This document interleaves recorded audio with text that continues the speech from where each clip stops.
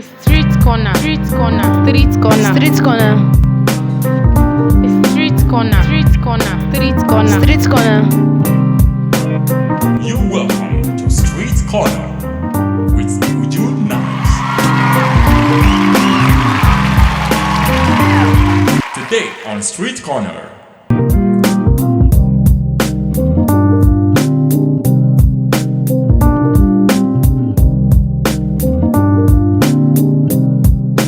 You're welcome to Street Corner. Street corner, street corner. Okay, thank you very much. Everyone, welcome once back again to U-Nice&Teens reality talk show, where we always talk about the girl child and its surrounding. And today, we are with a very great man of God in the globe, in the person of Reverend Adegoke. But before I introduce him to you, let's take a break. Street corner, street corner, street corner, street corner. Okay, thank you. Welcome again. This is U-Nice&Teens reality talk show, and today, as I said earlier, we'll have Reverend Adegoke in the house. I don't know if I'm pronouncing the name very well, but please kindly meet my guest of today. You're welcome, sir. Thank you very much. Thank you very much for coming to granting us your time for this special segment. You're welcome. Titled Street Corner. Okay. Street Corner is all about the segments under U-Nice&Teens where we go about to get view on parents' mind or their view concerning the girl child and its surrounding. And today we are still on that topic called sex before marriage. Okay. So I want to hear from you, sir. But before then, sorry, introduce yourself. Let's hear from you. Okay. I am by name Adegoke is my name. I have a PhD in psychology from the University of Ibadan, and I'm also a priest with the Church of Nigeria Anglican Communion, the Diocese of Kaduna. I've been a psychologist now for 24 years. Yeah. Worked with various people, worked with different issues, and so that's basically who I am. Wow, thank you very much. That's wonderful. Thank you, viewers. As you can see, it's not just a reverend I'm with here. A doctor, psychologist, and that is he will know a lot of things. He's going to tell us a lot of things pertaining particularly on this topic, sex before marriage. Okay, thank you very much, sir. So, what do you think about sex before marriage? Some people will say, why dating? As far as I know dating could be without sex. Yes. There can have relationship without sex. Yes. But what do you think in people that says, I must know how this person is before I say yes? Now we need to understand that when we talk about sex, we're talking about a behavior. Okay. And all behavior is predicated on a belief system, the way we think. And our thoughts are predicated on our five senses. The things that we see, the things that we hear, the things that we smell, the things that we taste, and the things that we touch. So today, you have people who say that we must test our sexual compatibility before we go into marriage. It didn't just happen overnight. If we go by history, in the early 60s, there's what we call the sexual revolution. You will find out that at that point, movies began to be more explicit. So you would find people kiss publicly on TV, but they would not go beyond that point. That was the world making a statement. All that hiding that you are hiding, we want to change it. And understand that the media is very critical in deciding what we believe and finally how we would behave. Many times we're not even aware that what the media is doing is to try to change our thinking and it will finally change our attitudes and our behavior. So as the years rolled on in the 60s into the 70s, then you began to have vivid nude pictures on TV, and that gradually began to set the stage for people to believe that you can actually do those things in public and it didn't matter. Now their mindset was beginning to shift from the traditional conservative mindset of sex is sacred, it should be between a husband and a wife, and it should be done behind closed doors, to something that can happen in the open, can happen on the TV set, and can happen between people who do not even know themselves. Now, with those explicit pictures came the advent of full pornography. Now that's all over the place today. So a man who is saying, or a woman who is saying, we need to be sexually compatible, go and check. He's been involved in pornography, he's had explicit images of those things, and the truth is that image creates a desire inside him, and that desire needs to be fulfilled. So when he begins to date, he sees the woman as a potential desire to be fulfilled. I'll give you an example. Why does a man date a woman who has a big backside? He doesn't know. The truth is, he's watched it so many times, and that has been put out as the definition of beauty. So he just comes to the conclusion that if I want to be satisfied, I must have a woman with a big backside. Then he goes to pornography and they show the one with a small backside. And then he begins to play around, and you are wondering, where exactly does he stand? What exactly does he want? Something has happened. There's a shift in his attitude. Now, that shift in attitude does not mean that things have changed. We see a lot of people who have engaged in sex before marriage go through a lot of heartache and heartbreak. The truth is, sex before marriage is an invasion of privacy. So that when the marriage no longer takes place, the woman is shattered. So you have a lot of people out there who are shattered. We've not come to talk about unwanted pregnancies. We've not come to talk about all the other issues. But you have a woman who is emotionally shattered because somebody has invaded her to a point that only marriage permits a person to go to. And now within the boundary of marriage, sex is such that the man can't go anywhere, so the woman feels secure. Suddenly you have women who are insecure because there's an invasion up to that level. So to your question, what do I think? I simply believe that we have gotten ourselves to a point where the media has taken us to believe that it's okay, if you are dating, you can do this. But we were not designed like that. We were designed for intimacy within the boundary of marriage. If you build a house, you put a wall around it. So God made marriage and put a wall around it. You and I cannot take out the wall. If we take out the wall, then the bandits will enter and eat up everything that is there. That's the problem that we have today. Wow. Wow, this is so wow. So in the essence, you are saying that it is not proper. Oh, clearly I say that it is not proper. Sex is proper within the boundary of marriage. Okay. Anything outside it, you break God's law, you break the person's heart. You know, you make a promise, I will never leave you. There's no commitment. Marriage is a commitment. Yeah. So that when you want to back out, family members come to tell you, you can't back out, oh, you have to stay there. We too, we stayed there during our time. You will roughen it and go through it. But the truth is, once you have tasted the food, please, what are you paying for? What moves you to officialize the whole thing? You have already tasted the thing. So that's why I say, before God, it is wrong. Coming to how God created man, he didn't create us like this.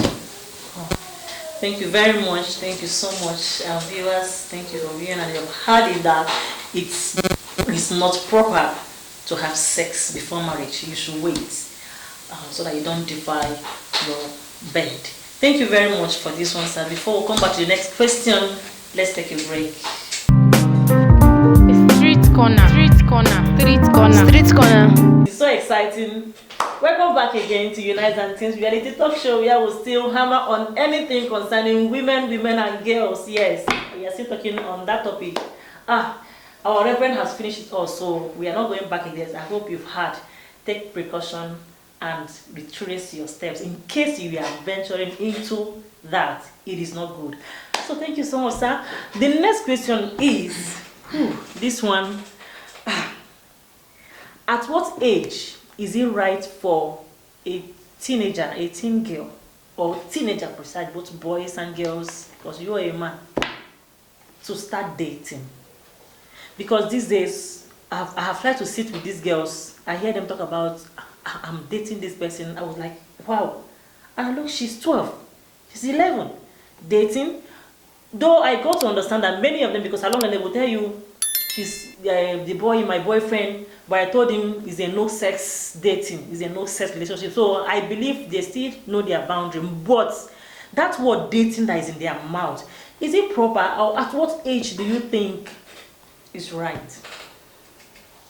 Now, I think we have come to imbibe a culture that was not part of us as Africans. The word dating, as I know it, when I was growing up, is you just take a girl out for a drink and you guys just talk and then you go home. But even at that time, there were always cases of he touched me inappropriately, he did this, he did that, because dating connotes you have agreed to follow me. Yes. And the man tends to feel like, since you have agreed to follow me, you have become my property. Yes. That I can touch. Now, unfortunately, the age for dating has dropped now. Like you said, 12-year-olds, 13-year-olds who have no business getting involved in emotional issues, whose minds are just still undergoing development, are trying to do what an adult should be doing, instead of focusing on what a child should be doing. And what should a child be doing? We call that period the teenage years of the period of adolescence. And simply what it means is that your body is making the transition between childhood and adulthood, but it's not there yet. There's a gap in between. The same thing is happening to your mind, the same thing is happening to your emotions. Yeah. So that is why at that point you will see a boy and like him, or you would see a girl and like him. Now, the reason why we are not dogs, why we are not goats, why we are not pigs, is that we are higher order mammals who will have those thoughts and put them in check until the time is right. Now, I had a situation one time, and my daughter came to talk to me about it. And usually when they do that, I call them into my bedroom, sit on the bed and say, now let's talk. And I said to her, you know, there's nothing wrong with having a boyfriend. And she looked at me and was stunned. I said, the only problem is if you have it at the wrong time. I said, because if I didn't have the desire for a woman, you will not be in existence today. But myself and your mother waited until the right time. So you came in when it was right. We were ready spiritually. We were ready emotionally. Of course, we were ready physically. Now, the problem is the physical one will be calling you, but your emotions are not ready. You are not ready for a child. The simple litmus test is, if I do this thing and I have a child, am I ready to care for another human being? And it takes a lot to care for a human being. So they will say, we are going into dating, but I've told him that there's no sex. The truth about a boy is that we are telling him no. In his head, he's thinking every no she's saying is yes, she actually means. That's one. Two, you are saying no, but he comes to greet you because your parents don't agree. You have to see him in a dark corner. So he moves close, you don't move away. He's touching you and you are saying no now, I don't want, but you are staying there. his mind is telling him she's only saying no because she's a woman and she has to say no. He's going to keep at it. Yeah. And then, I must say this very clearly, men respond to what they see. Women respond to touch. That's why if a man sees a woman, he's already moved. If she agrees there and then, like an animal, he will look for one corner. A woman will not move like that until she's touched. And a lot of boys know this. So he continues to touch. And he continues to touch her in sensitive places.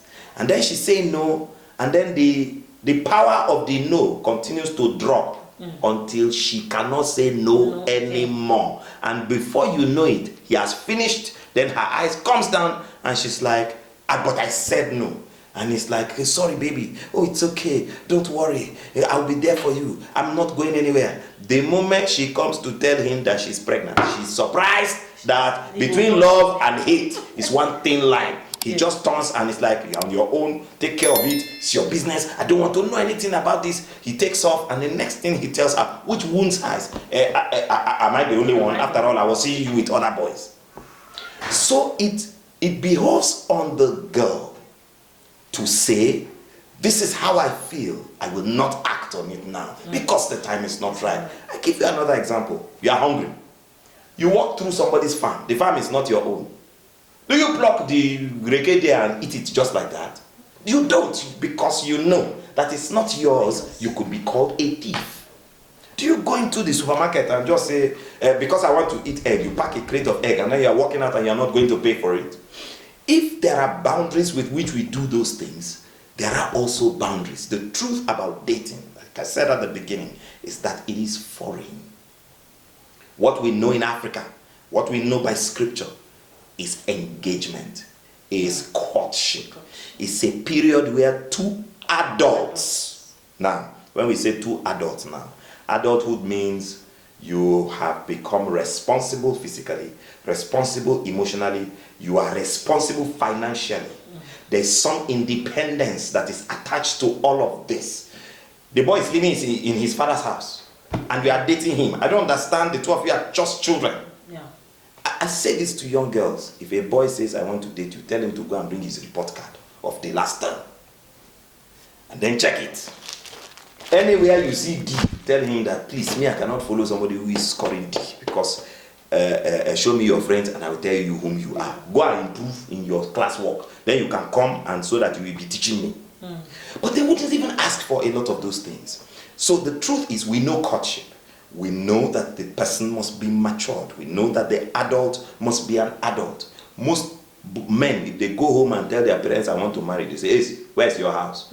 Where's your finance? How much do you have?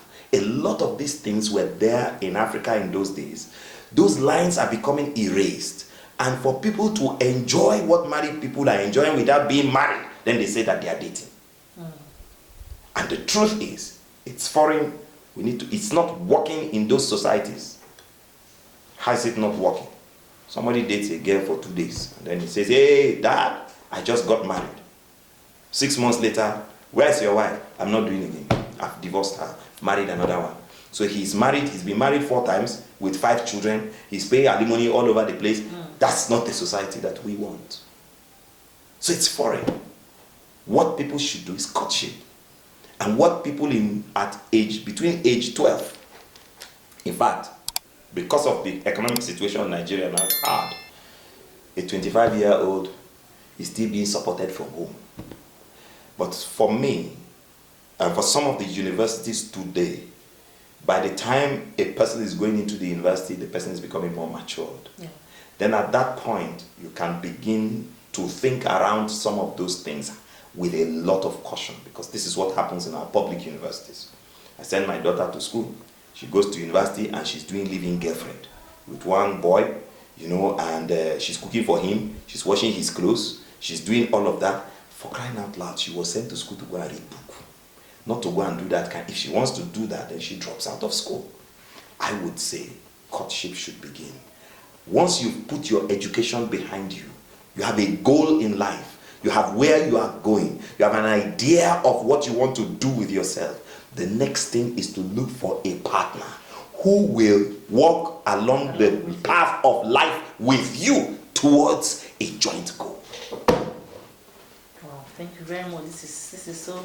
Me too. I am getting blessed. But was exactly at what age do you think? So in the 20s. 20s. Yes. In fact, mid to late 20s. Okay, that's. And then there are people who now say yes, and then there are people who now say no. If you do it very early, then you will not have the complications, that women have of childbirth. When we are much older, there are complications in this life.